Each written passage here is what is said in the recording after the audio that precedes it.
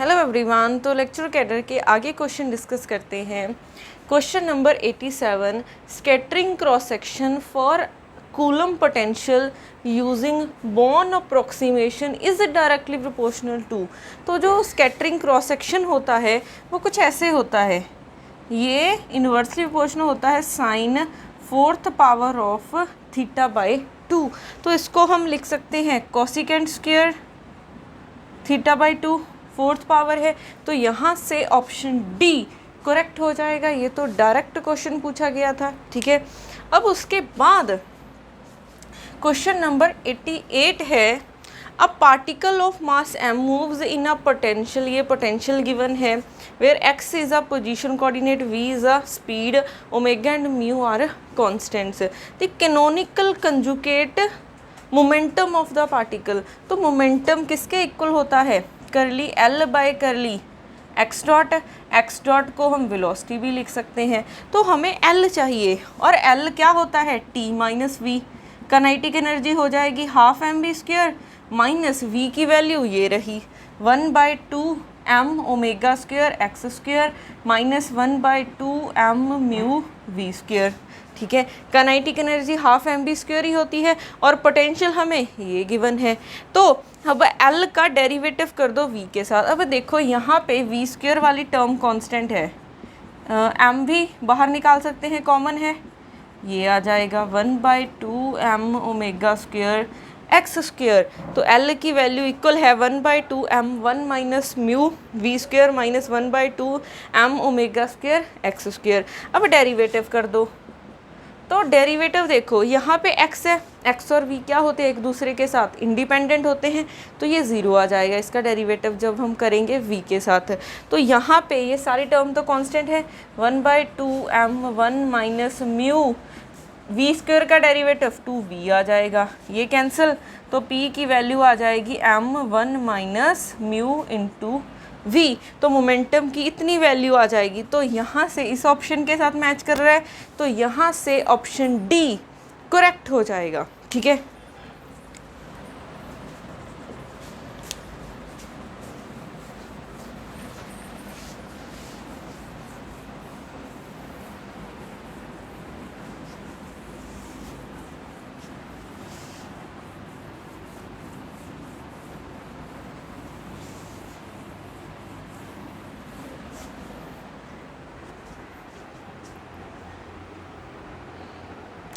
Next question लिखते हैं,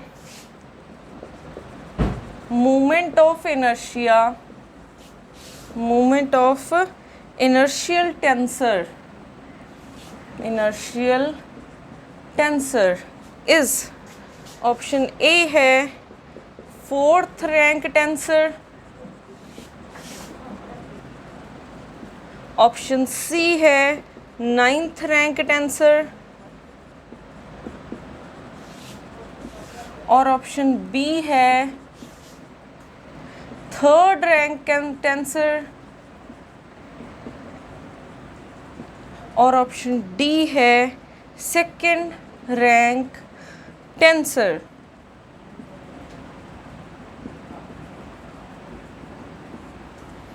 उसके बाद नेक्स्ट क्वेश्चन नंबर 90 है, if the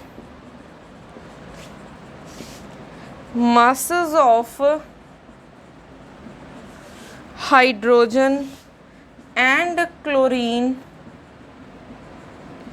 atoms are 1 and 35.5 AMU means atomic mass unit, then the reduced mass of HCl molecule in grams is, option A है 1.6 into 10 raise to power minus 24, option B है 4.3 into 10 raise to power minus 25, option C है 49.2 into 10 raise to power minus 30, option D है 1.5 into 10 raise to power minus 26।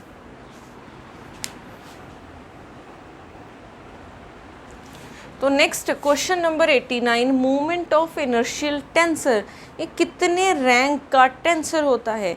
तो अगर हम movement of inertial tensor की बात करें, ये वैल्यू होती थी इक्वल 9 कंपोनेंट्स होते थे, I X X, I X Y, I X Z, I Y X, I Y Y, I Y Z, I Z X, I Z Y और I Z, ये 3x3। तो इसमें कितने कंपोनेंट्स हैं? 9 कंपोनेंट्स हैं। तो 9 कंपोनेंट्स किस रैंक के टेंसर में होते हैं? रैंक 2, ठीक है, रैंक 2, ठीक है। अगर हम बात करें रैंक 0, ठीक है, रैंक 0 का, तो रैंक 2 टेंसर होता है, उसके 9 कंपोनेंट्स होते हैं, ठीक है। तो जो मूवमेंट इनर्शियल टेंसर है उसका रैंक कितना होगा? 2 रैंक होगा, और इसके कंपोनेंट्स कितने होंगे? 9। तो बहुत बच्चों ने यहाँ पे मिस्टेक की होगी, उन्होंने 9th रैंक टेंसर लगा दिया होगा। रैंक 9th नहीं है, कंपोनेंट्स 9th है। अगर टेंसर है जिसका रैंक 2 है, उसके 9 कंपोनेंट्स होते हैं। तो यहाँ से ऑप्शन डी करेक्ट हो जाएगा। उसके बाद next 90th question, if the masses of the hydrogen and chlorine, hydrogen का मास गिवन है 1 AMU एटॉमिक मास यूनिट, और क्लोरीन का गिवन है 35.5 AMU, और हमें फाइंड क्या करना है? Reduce mass of HCl। तो रिड्यूस मास किसके इक्वल होता है? MH M chlorine by MH plus MCl। तो MH की वैल्यू 1 atomic mass unit, 35.5 atomic mass unit divided bye 1 plus 35.5। तो यहाँ से 35.5 आ जाएगा, 1 के साथ मल्टीप्लाई करेंगे, डिवाइडेड बाय 36.5। तो ये 0.9 इसकी वैल्यू देख लेते हैं क्या आएगी।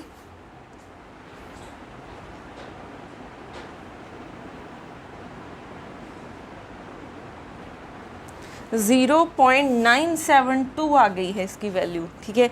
अब ये आई है एटॉमिक मास यूनिट में, क्योंकि नीचे भी एटॉमिक मास यूनिट है, एक कैंसिल हुआ बट एक तो बचा है। तो ये रिड्यूस मास आया है एटॉमिक मास यूनिट में, बट हमें फाइंड करना था ग्राम्स में। तो एक ठीक है, 1 एटॉमिक मास यूनिट किसके इक्वल होता है? 1 एटॉमिक मास यूनिट होता है 1.6 इंटू 10⁻⁻24 ग्राम्स, ठीक है।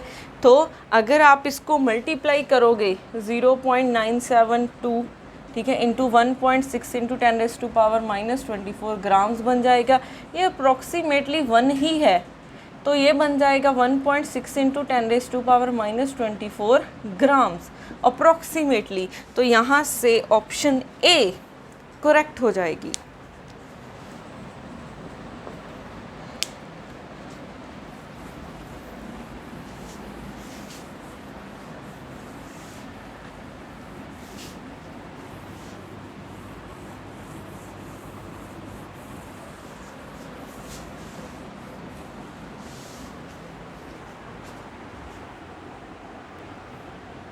नेक्स्ट क्वेश्चन लिखते हैं, in case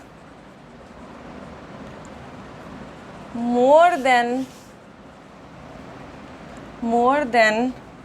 one linearly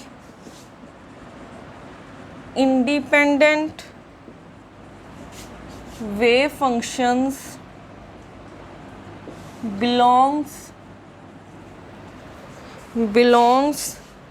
to the same energy E of the level is said to be।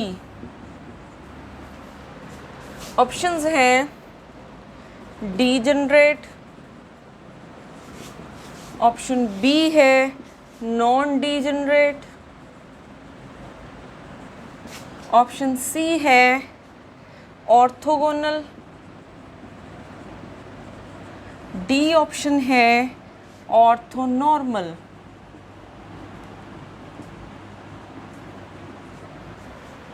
उसके बाद question number 92,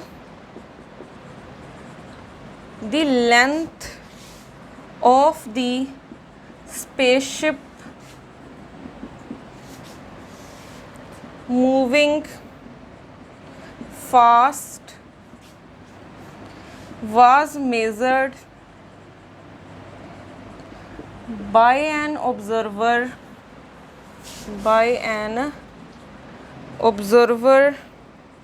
on earth, and he reported a value which is half of its proper length. Find the speed of the spaceship with respect to observer on earth. Option A है c/2, option B है √3/2c, option C है 1/3c, option D है √3/5c।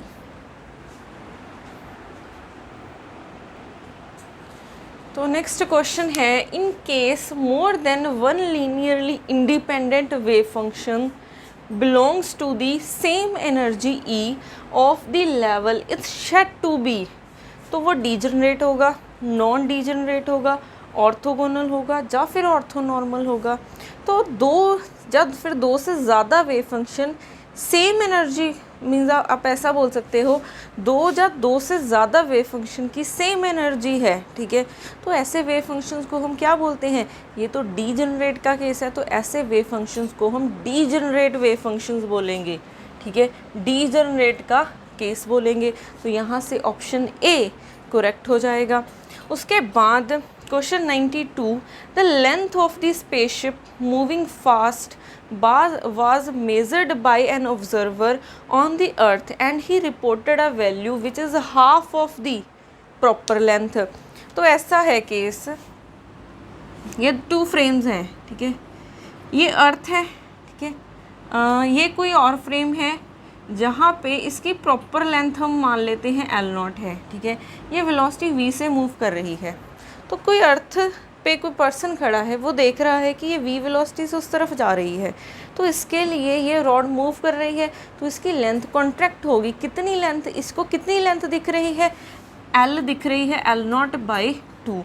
तो इन दोनों में relation क्या होता है, L और L0 में ये होता है L = L0/γ, तो गामा की वैल्यू ये हो जाएगी, ठीक है। अब L की वैल्यू L0/2 है, L0 से L0 कैंसिल, तो ये आ जाएगा 1/2 = √1 - v²/c², स्क्वेयरिंग कर दो तो 1/4 आ जाएगा, 1 - v²/c², ठीक है। तो यहाँ से देखो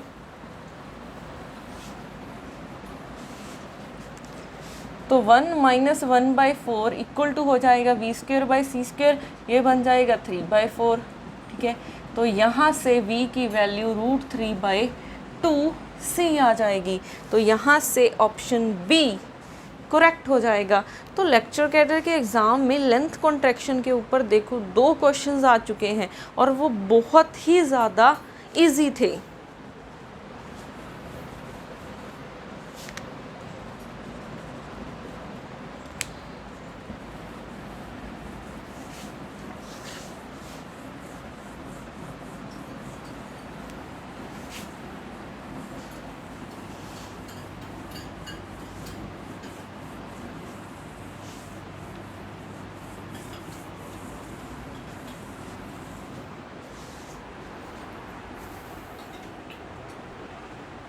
तो नेक्स्ट क्वेश्चन नंबर 93 लिखते हैं। which of the below is left cancellation law? Option A है a dot b is equal to c dot a, option B है b dot a is equal to c dot a, option C है a dot b is equal to a dot c, और option D है b dot a is equal to a dot c। ठीक है, उसके बाद question 94, question 94 हो जाएगा if m not v and v are rest mass, velocity and potential energy respectively of the particles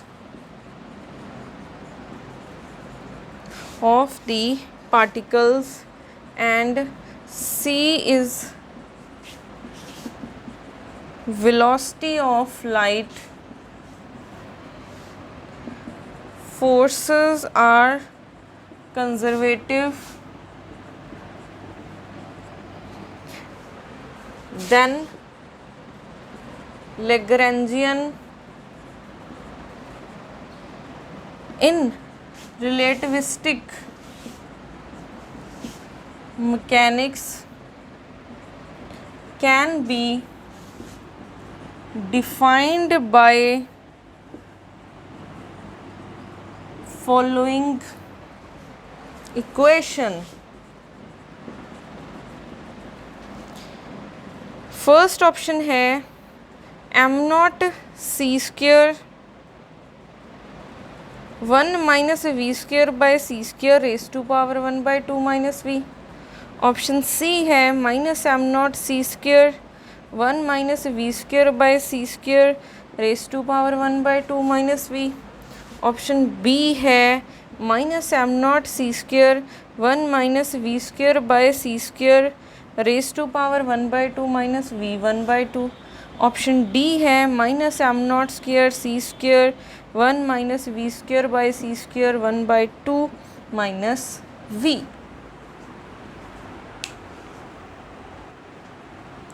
तो next question number 93 है which of the below is a left cancellation law.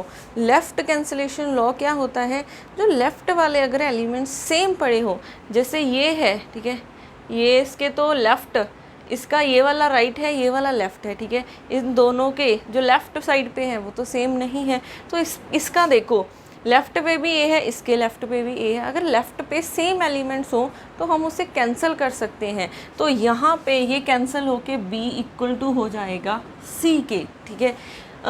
हम यहाँ पे भी नहीं लगा सकते लेफ़्ट कैंसिलेशन, यहाँ पे भी नहीं, ठीक है, यहाँ पे भी नहीं लगा सकते, यहाँ पे भी नहीं, और इसका भी लेफ़्ट सेम नहीं है, तो सिर्फ सी पे लगा सकते हैं हम लेफ़्ट कैंसिलेशन लॉ, ठीक है। तो यहाँ से ऑप्शन सी करेक्ट हो जाएगा। उसके बाद ऑप्शन क्वेश्चन 94 की बात करते हैं। If m naught V are the rest mass velocity and potential energy respectively, then the particles and c is the velocity of light, forces are conservative, then Lagrangian in relativistic mechanics can be defined by the equation, ठीक है। तो हमने last lectures में H को भी लिखा था in terms of Lagrangian, in terms of relativistic mechanics, तो एच को भी एल को भी हम लिख सकते हैं। तो एल और एच के तो डायरेक्ट हमारे पास से डेरिवेशंस होती हैं, तो इसका जो रिज़ल्ट है वो ये होता है, ठीक है। एल को हम ये लिख सकते हैं 1 minus V square by C square 1 by 2 minus v, ठीक है। अब ये आया कहाँ से है, ये हम ड्राइव करते हैं, l को लिख सकते हैं m naught c square 1 minus root 1 minus V square by C square minus v of r।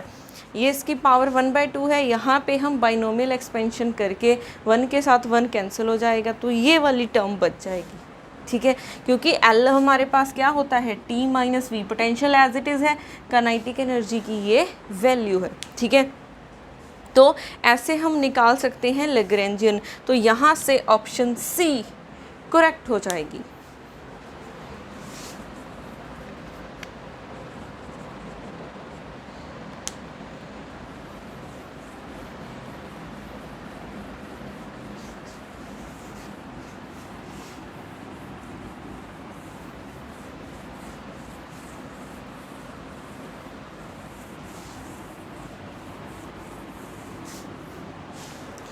बाकी अब हम नेक्स्ट वीडियो में कंटिन्यू करेंगे, तब तक के लिए थैंक यू सो मच।